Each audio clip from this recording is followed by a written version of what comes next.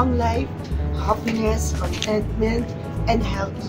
Number 1 is your health. Health is wealth. Sabi nga, pag inalaga natin yung kalusugan natin, mas hahaba pa po yung buhay natin.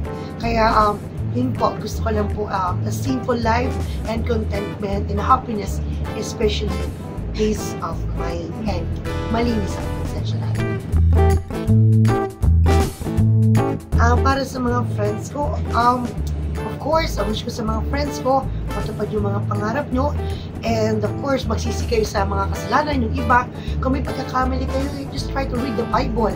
Ang ganda ng wish ko lang kasi yung Bible doon yung sumisimbolo. Sumisimbolo na gumagawa ng masama ang tao, pero ang Biblia ang nagsasabi magpatawad ka, magbago ka, at magmahalan para may peace of mind ka. Ang wish ko lang sa ating country ay magkaroon ng kapatawaran, pagkakaisa, at pagmamahalan. Dahil ang bilang isang leader, kapag nanaig sa atin ang kapatawaran at tanggalin ang galit sa puso.